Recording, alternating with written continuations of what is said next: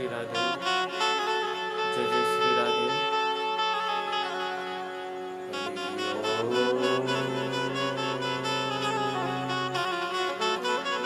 श्री गणेशाय नमः। श्रीमद्गुरुचरण कमलेभ्यो नमः। श्री सीतारामचंद्र चरण कमलेभ्यो नमः। श्री राधा कृष्ण चरण कमलेभ्यो नमः। श्री पातालेश्वर चरण कमलेभ्यो नमः। वर्णानामर्थसंधानां रसानां छन्दसामपि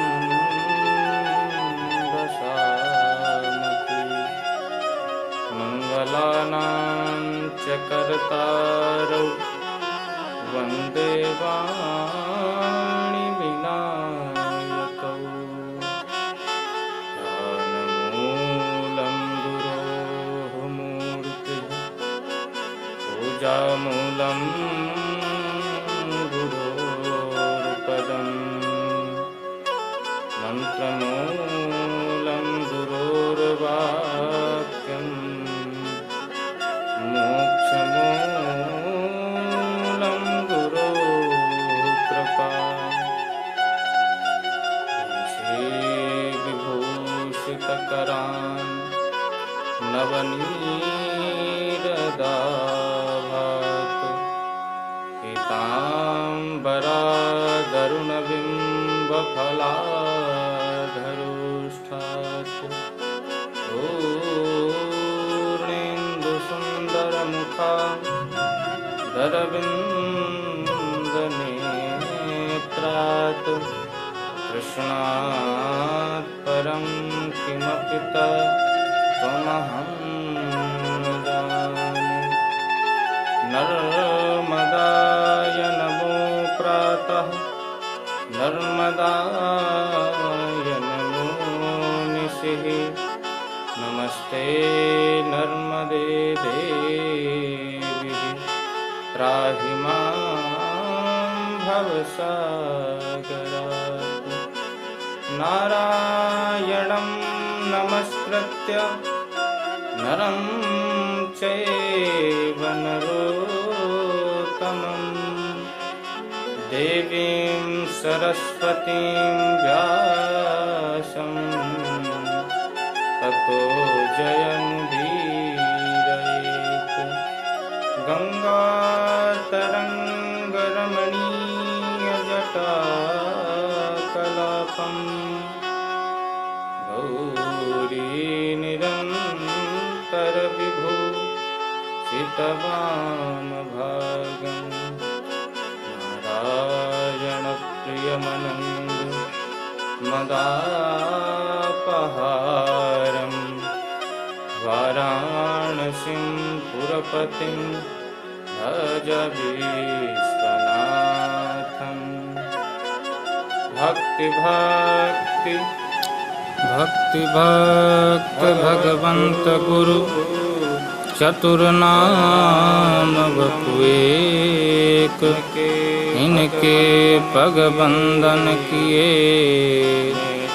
नासे विघ्न अनेक। विघ्न अनेक। श्री राधे मेरी स्वामिनी मैं राधे तेरो दास।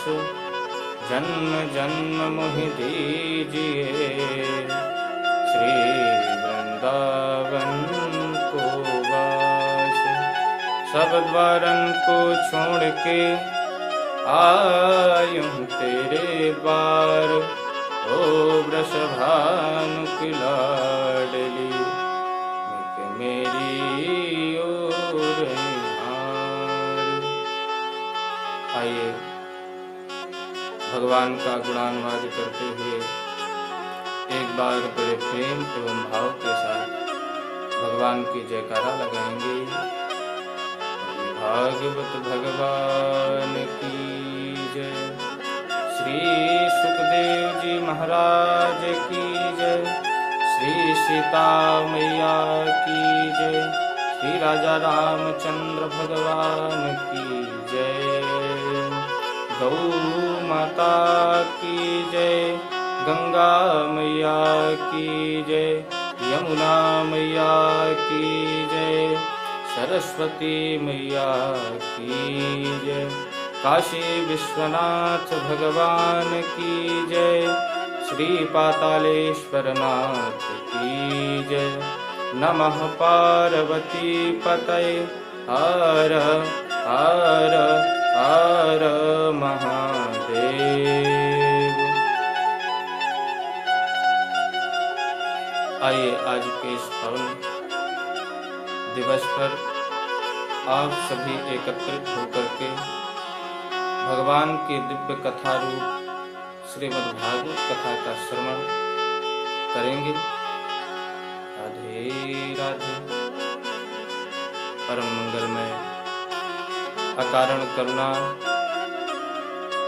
वरुणालय भक्तवांछा कल्पतरु श्रीमद् भागवत जी की प्रार्थना करते हुए अखिल कोटि ब्रह्मांड नायक जगत नियंता जगदाधार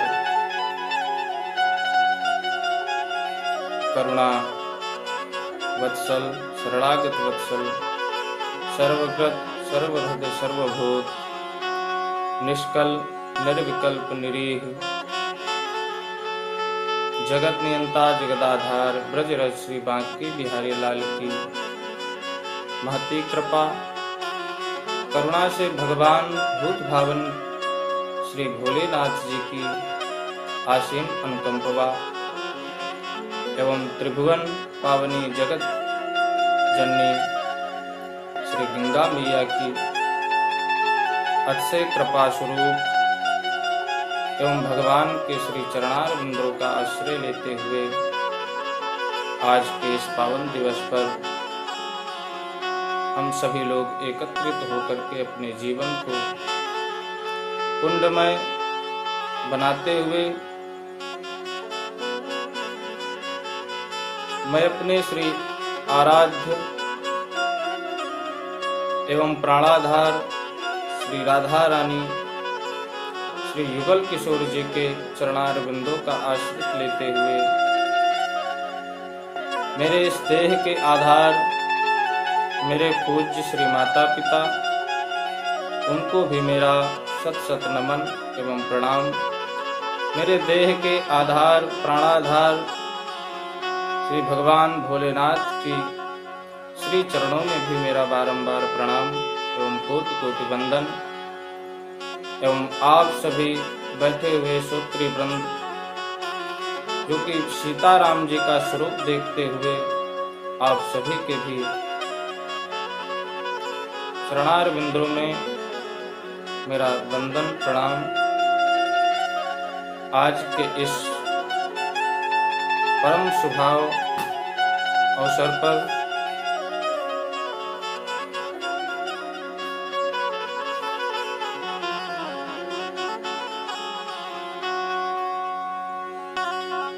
सूर्य वंश के श्री खट्वांग राजा की कथा को श्रवण करते हुए अपने जीवन को सफल बनाएंगे। इससे पहले एक बार सिया राम मैं सब जग जानी करहु प्रणाम जोरि जोग पानी। सीताराम चरण रति मोरे अनुदिन बढ़हि अनुग्रह तोरे। अपने इस जीवन में यदि हम भगवत शरणागति प्राप्त करना चाहते हैं तो कितनी समय भी किसी क्षण भी हो सकती है, क्योंकि भगवान की शरणागति तो हर समय हम ले सकते हैं, लेकिन हम लेते नहीं हैं। हमारा जीवन यूं ही व्यर्थ ही निकल जाता है, और जो कि बड़े बड़े शास्त्रों में भी बताया गया है कि हमारा जीवन बड़ा दुर्लभ है। मनुष्य का शरीर बड़े भाग्य से द्वारा प्राप्त होता है। बड़े भाग्य मानुष तन पावा, सुर दुर्लभ नर ग्रंथ गावा। बड़े भाग्य से मनुष्य का शरीर प्राप्त होता है, और उस पे भी यदि हम भगवान का कीर्तन, भगवान की शरणागति ना लें तो इस जीवन जीने का व्यर्थ है। सूर्यवंश के महाप्रतापी राजा हुए जिनका नाम है खट्वांग। खट्वांग राजा बड़े यशस्वी हैं। स्वर्ग तक देवताओं की सहायता करने के लिए जाते हैं। एक दिन इन्होंने देवताओं से पूछा कि आप भूत भविष्य वर्तमान जानने वाले हैं, आप देवता, तो आप कृपा करके ये बता दो कि मेरी आयु कितनी बची है। तो देवताओं ने बता दिया। खट्वांग राजा को देवताओं ने कहा कि आपकी आयु केवल 1 मुहूर्त शेष है, और 1 मुहूर्त के बाद आपकी आयु छिंद हो जाएगी। अब 1 मुहूर्त कितने समय की होती है?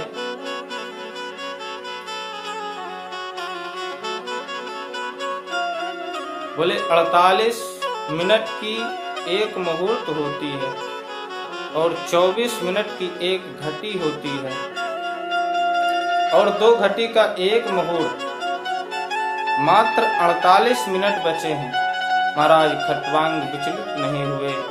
महाराज खट्वांग ने सोचा 48 मिनट तो मेरे लिए बहुत है, मैं अपना कल्याण कर लूंगा। और उसी क्षण उन्होंने दूरवे के तिनके के समान अपने सारे राज्य वैभव को छोड़ करके, समस्त चिंताओं को छोड़ करके पद्मासन लगा करके बैठ गए और भगवान का ध्यान करने लगे। और परिणाम स्वरूप 48 मिनट के बाद जब उनकी मृत्यु का समय आया तो भगवान के वैकुंठ को प्राप्त हो गए। मात्र 48 मिनट में उन्होंने अपने कल्याण का रास्ता तय कर लिया। मुहूर्तात् सर्वमुत्सृज्य गतवान भयं हरिम। 1 मुहूर्त में वो भगवान के अभय पद को प्राप्त हो गए। ये तो हमारे ऊपर आधारित है कि हम अपना कल्याण यदि चाहते हैं तो हमारा कल्याण कैसे होगा,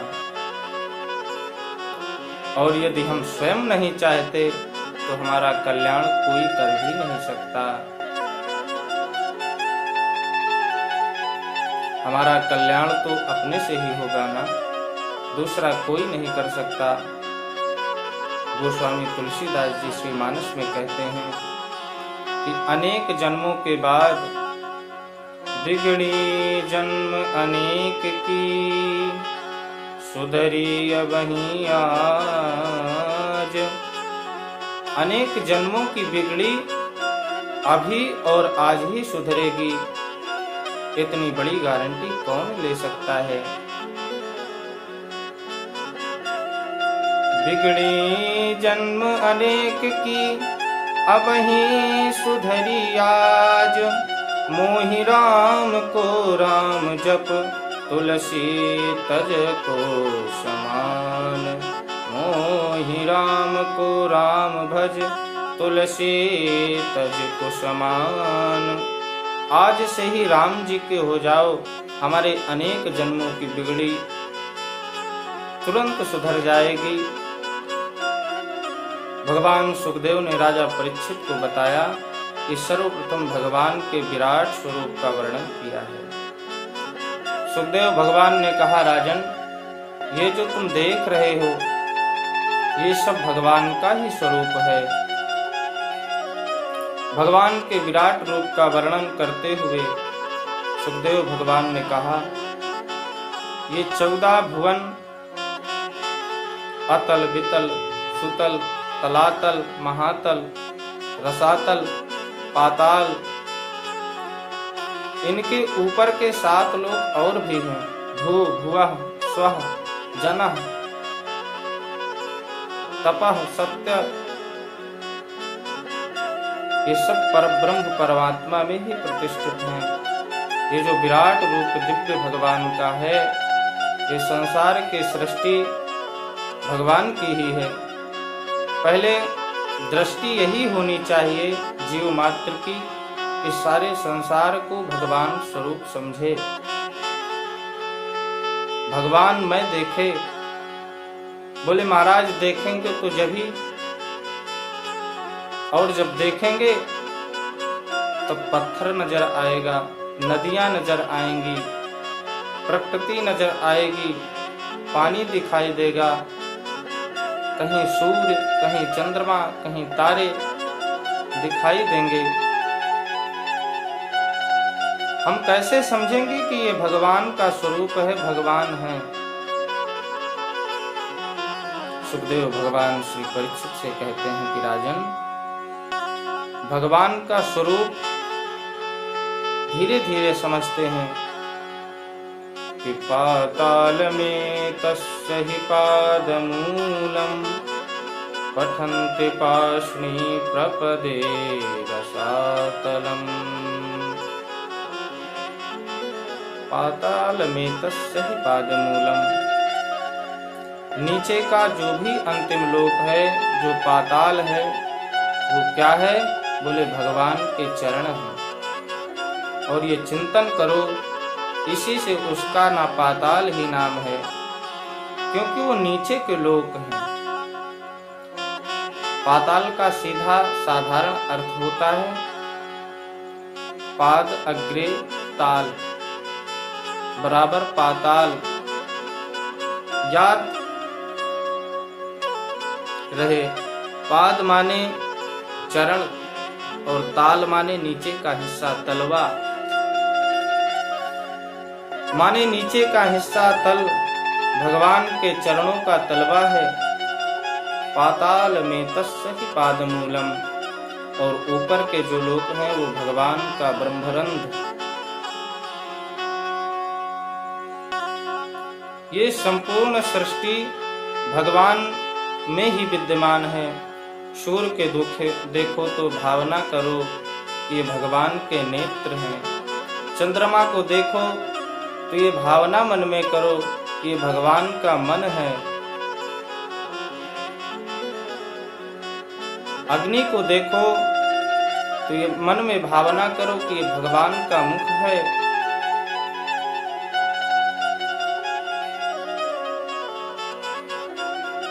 क्योंकि वेदों में भगवान ने वर्णन किया है, निगम कल्प तरुरगलितं फलम् सुखमुखादमृत द्रव संयुतम्। वेदों का अंश है श्रीमद् भागवत कथा, श्रीमद् भागवत महापुराण। उसमें भी कहा गया है निगम कल्प तरुर गलितम फलम। निगम रूपी कल्प वृक्ष का पका पकाया फल ही श्रीमद् भागवत कथा है। और वेदों में वर्णन है चंद्रमा मनसो जाता चक्षो सूर्यो वजायत।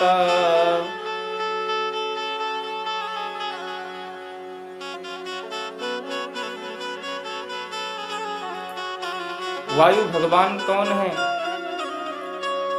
ये ब्राह्मण भगवान कौन है?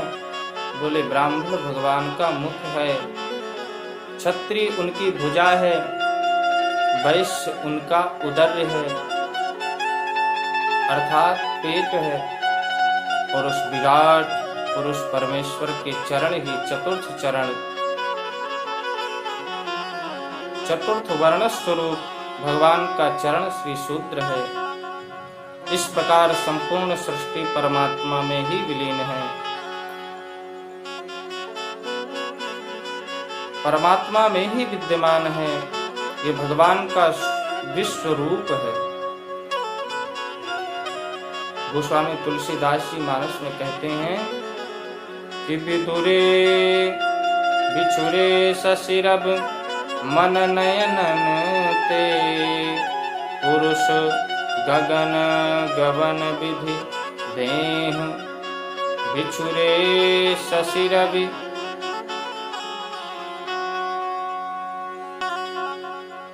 मन नयनन ते, गवन गगन गवन विधि देह। ये विराट पुरुष परमात्मा का ही स्वरूप है। और इस परमात्मा के स्वरूप को हम जब तक अपनी दृष्टि से समस्त प्राणियों को केवल परमात्मा का ही स्वरूप मानेंगे, तभी हमें हर समय निरंतर भगवान का ही कृपा प्रसाद प्राप्त होगा। क्योंकि परमात्मा तो कण कण में समाया है। ईशावास्यमिदं सर्वम, जहां देखो वहीं पर परमात्मा है। और परमात्मा को प्रकट करने का केवल सही मार्ग है तो केवल प्रेम है। और प्रेम जब अंतर हृदय में आएगा तो उसके द्वारा भक्ति का प्रादुर्भाव होगा। और जब भक्ति का प्रादुर्भाव होगा तो हमारे हृदय में भगवान की उस सुंदर झांकी का दर्शन भी होगा। प्रेम ते प्रगट होई मैं जाना, हरि व्यापक सर्वत्र समाना। प्रेम से परमात्मा प्रकट होता है, ये हम सब ने जाना। और हरि व्यापक सर्वत्र समाना, इस प्रकार से भगवान की विभूतियों का वर्णन बताया गया है कि भगवान की कथा, भगवान का लीला सब कुछ अनंत है। हरि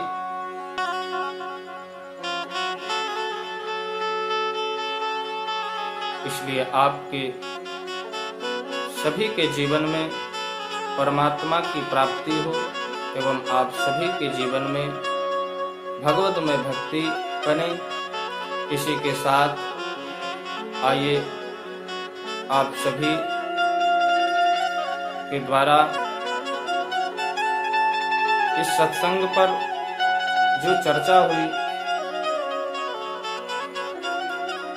यहीं पर विराम।